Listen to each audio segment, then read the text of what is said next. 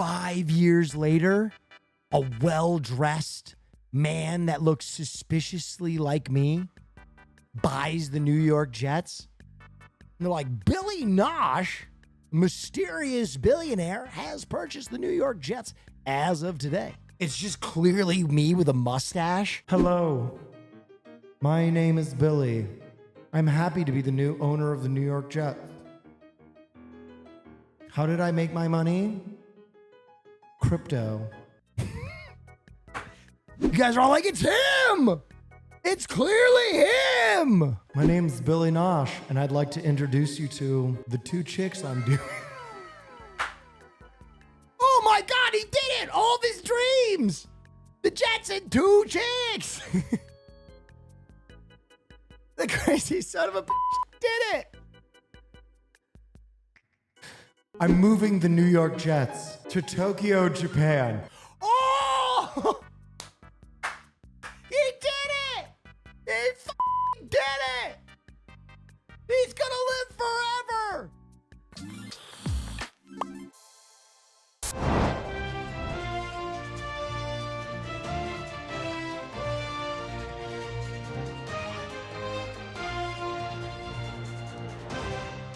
All right, ladies and gentlemen, we are about to do Neff News. What is Neff News? What is it? What the fuck is it? What is it? I'll tell you. It is dumb, stupid, dumbass news that doesn't enrich your life in any way other than just being silly. And I react to it for the first time as I'm seeing it. So I don't know what I'm about to see. Typically, I can tell that I have brain damage. Kept pushing her out of the house and wasn't feeding her. Where you going, little lady? I'm coming. Show me. She was about 3 to 4 days old, standing outside by herself, shaking, where the other babies were in the house, all curled up together. So you could tell that mom had rejected her and said, out you go. She wouldn't have made it outside in the elements. So I brought her in. Is it your blankies? I'm Kelly, and this is Petunia's story for GeoBeats. The first night, she slept cuddled up next to me in my neck, kind of similar to what a kitten or a puppy would do. During the day, we do have the door open so she can come out and kind of do what she'd like. She'll let me know when she needs to go outside to go to the bathroom. Petunia, what's wrong? Come on. I have tried reintroducing her twice, and Mom went away into the house, and Petunia came running over to me, so you can tell we've established that I am her mom. Come on, let's go outside. Yeah, a good girl. Come on. Go outside. You're a good girl. Oh, And she sees me, she comes running my out to say God. hi because she knows it's me, because everybody else, my husband, the kids walk by and she just watches them. So when I walk by, she comes out and she squeals and she does her little dance. Ready? Ready? Good girl. She does like the dog, so her and our one dog will kind of like go nose with to peace nose. and love, peace and love, I'm done with bacon. Never again! Never again, dude. Every time I see a pig video, I feel the kind of shame I experienced when I would have like a one-night stand in college. I feel used. I feel so gross, man. Pigs are so fucking cute. Go vegan? Nah, fuck chickens. Real shit. I'm so sorry. Like, they don't know what the fuck is happening when they die. They don't know that. They don't understand it. Nor do fish. But cows, pigs, octopi, so cute, bro. So cute. I think I could exist on only chicken. They absolutely do. Nah, bro. I'm sorry. I own chickens. I love my chickens. But they had no idea where they were at any time. You can fucking hypnotize them by drawing a line in the dirt, like their brain unplugs. Everyone wants this parrot. In tonight's Wild Side, an animal shelter in Massachusetts is trying to find the right home for a 30-year-old parrot, but they have to be very selective on who gets to adopt it. That's because this parrot has a serious potty mouth.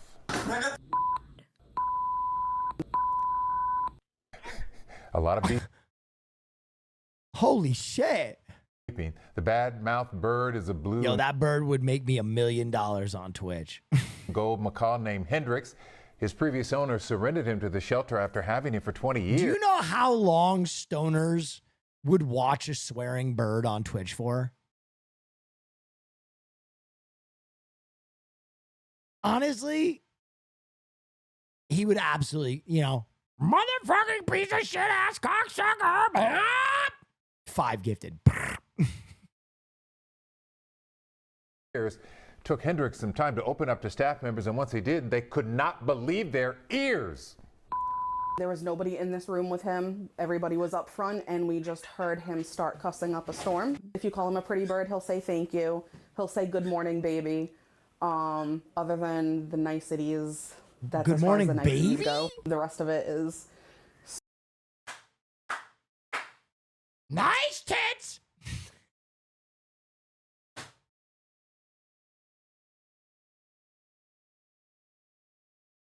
Slurs?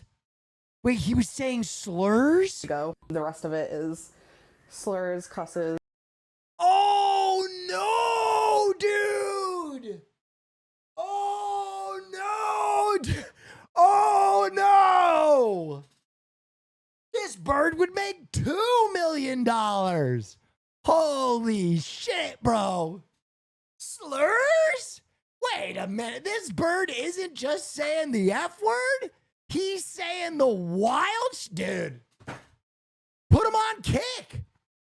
I'd make $1 billion. Things I can't repeat on camera.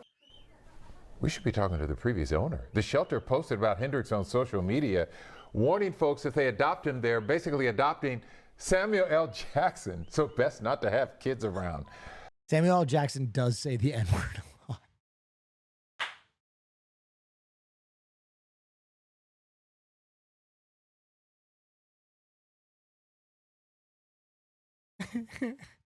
As you can imagine, Hendricks gotten a lot of attention. The shelter has closed the application process while they select his new owners, some curiosity seekers. A few more warnings from the shelter's Facebook post. They say he's not for the faint of heart, obvious. Look at me, it's like, what? Not for the faint of heart, should not be in an apartment where he can disturb neighbors. They also call him a real Sour Patch Kid if one side is sugar, the other is arsenic. Hey, but they say he can dance to music, so they forgive him. Damn, this newsman is trying to get that bird killed. That was the worst pitch I've ever heard to take on an animal. He's a real piece of shit, but the shelter says he's sugar and spice. If the sugar was piss and the spice were racial slurs. Back to you, Karen. That bird is dead, bro. You put that motherfucker on death row. You gotta try and sell him a little bit. I'm a little concerned with the slurs, but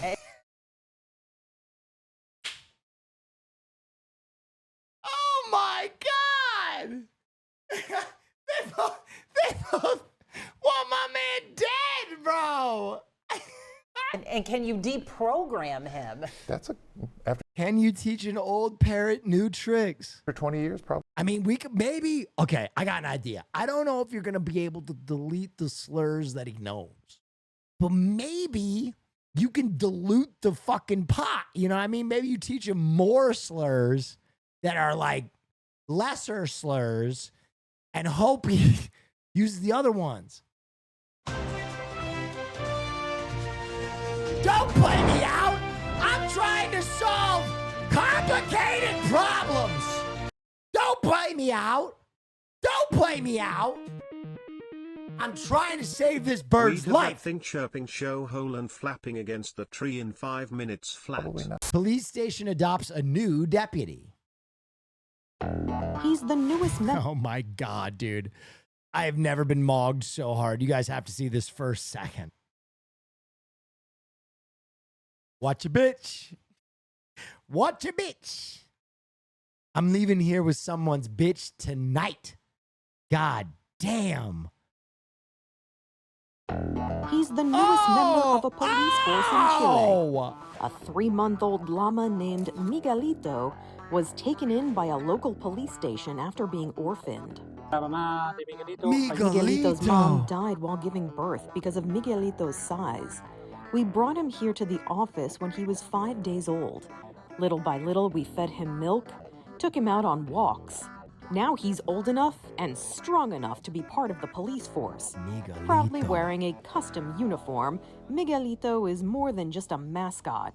Miguelito is now part of our family because he goes out on rounds with us. He does shifts with us. He walks with us to the kitchen. He's with us everywhere. So if you are causing trouble in the mountainous region of Tarapacá, just know that this law-enforcing llama will fucking do hate crimes on you. Will beat the fucking shit out of you.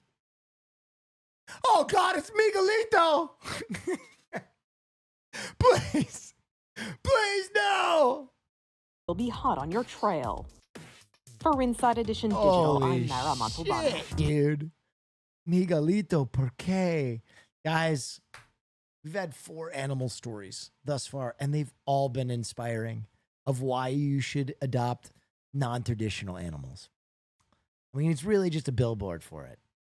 Maybe one day you two will own a slur parrot.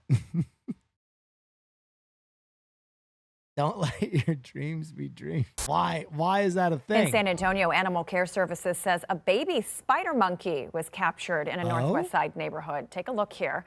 A spokesperson for ACS says the monkey, who's about 6 months old, was found in a heavily soiled diaper. It was sitting in the street by a home off Lansbury and Weybridge.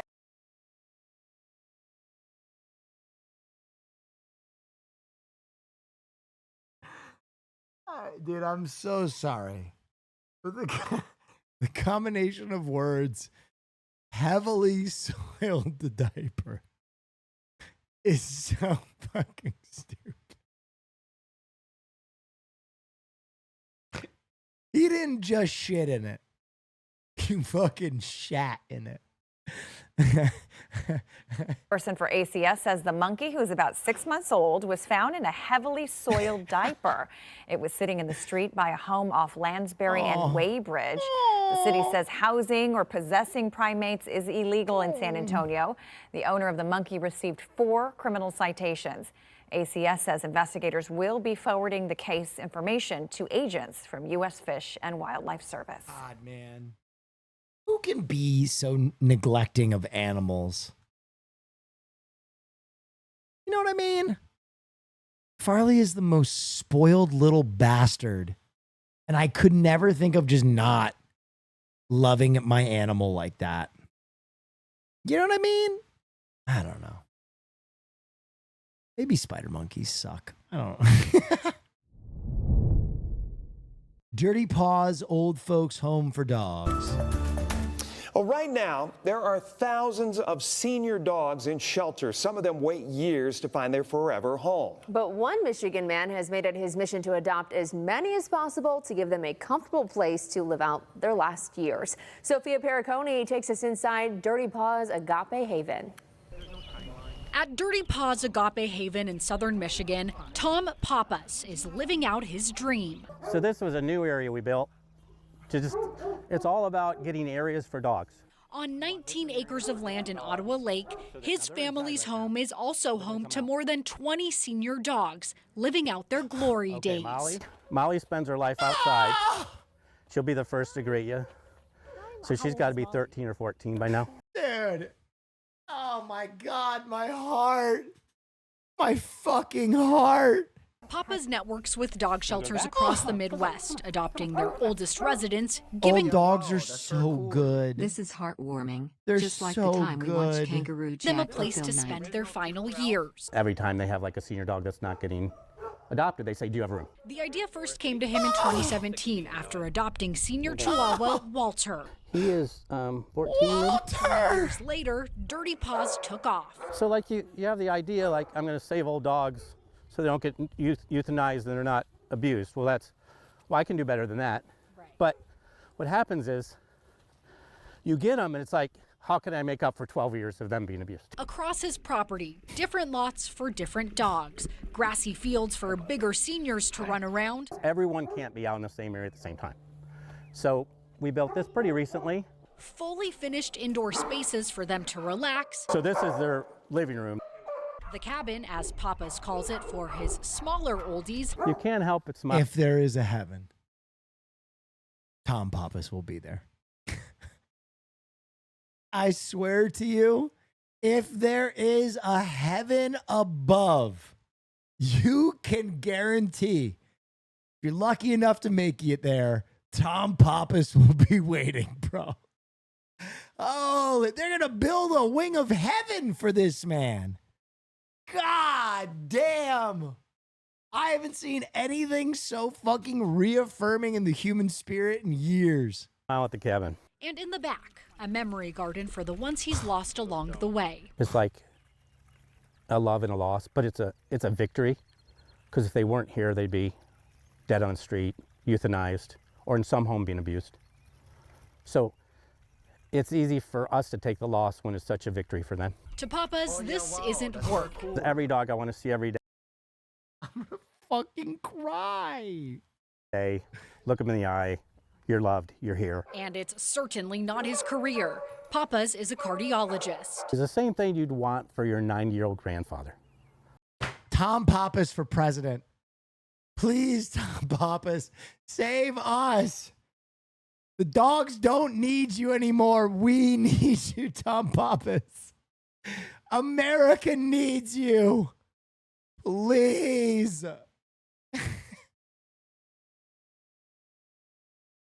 Oh my God. St. Pappas. Dignity, love, passing on with their friends. While Papa's is making their lives more comfortable, his dogs are giving him a new perspective on his. Whatever time it is, it's good time, because that's what we're going to take.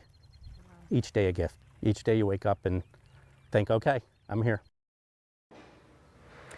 Dude, the Midwest can be so rough, but the Midwest also produces people like that. Real shit. You meet some of the most genuine motherfuckers from the Midwest in Canada. It's crazy. I've noticed that my Canadian friends and I have this weird thing in common where when I hang out with Canadians, I'm like, yo, that's a Midwesterner. Some Midwesterners are some of the sweetest people. It's crazy. God, man. That was reaffirming. World's richest shipwreck. Fierce battle over a sunken shipwreck treasure trove, I should say, lost more than 3 centuries has broken out this morning after analysts confirmed the identity of the sunken Spanish galleon San Jose, known as the world's richest shipwreck. It's believed to have carried, get this, $33 billion worth of treasure, gold, silver and emeralds, but who will walk away with the fortune is another matter, with competing claims from nations, companies and communities alike. Joining us now is Dr. Richard Blakemore, naval historian and author of the new book, Enemies of All. Welcome to the show. This is so cool. So this wreck, discovered back in 1982, why has it taken so long to identify first off? Well, it's actually really quite hard to identify shipwrecks. We don't often have very good navigational records from that era, so we don't know the precise locations where ships were damaged or lost. And a shipwreck is a really destructive event, so the ship will be torn apart. You can see in the footage, it's not a complete piece. So you often find wreckage strewn across the seabed. It's a dynamic site. The seabed is moving with tides, with currents. So you really have to hope for items that are going to identify the ship. Sometimes, if you're lucky, you'll get a bell with a name on or something like this. Real shit. Heist story. Let's get a fucking remote control submarine and steal that fucking bullion. You know what I mean? If that billionaire can control a sub with a fucking PlayStation controller, we can too. Fuck these nations, bro. That gold belongs to One-Eyed Willie and me. I think in this case, the cannons look right, but it's really the gold coins, which were minted in 1707. This ship sinks in 1708, carrying a large amount of coins. So it really looks very convincing that that assemblage of materials means it's They this ship. died, though? Yeah, we're going to be remote. I'm not going to be in the sub. I'm going to send down a drone. Come on, what are you, crazy? A Hollywood film, isn't it? Like Fool's Gold or Into the Blue. It's just fantastic, this story. And the work that you do is so fun. Guys, there is life-changing wealth. The kind of wealth that we could change the world. Make it a better place. We have enough neurodivergence in this chat right now that we can figure this out. Okay? We have enough neurodivergence that we can obtain a submersible and change the world. Can you imagine if we had the GDP of some countries, what we would do? 2 chicks at the same time. World peace is what I meant to say. World peace. World peace.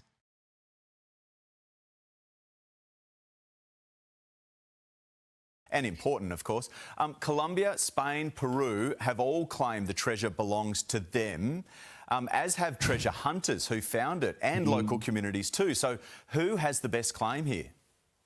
I think it's really hard to say. Spain claims it because it was a Spanish naval ship working for the Spanish crown, carrying Spanish treasure at the time. Colombia claims it because they see it as part of their maritime heritage. And it's worth noting that the Colombian efforts so far by the Navy and archaeologists have been scientific. They've been exploring the wreck. They've been taking photos. They haven't actually recovered the artifacts. It's from photos that they've been able to identify all of the coins. So they are really going with serious archaeology as well as kind of any claims to the treasure. Nah, fuck them. That's our treasure. Will, we gotta vibe up some octopi and train them to get the gold for us. Honestly, fuck all that shit. That's right. Oh my God, that's the most brilliant idea you've ever fucking had in your entire fucking. We don't have to make a submersible. We can find an animal that can exist at an intense depth. Right? Put magnets in them. Send them down. Tracking thing on them. They crawl around in the wreck. Pull them up.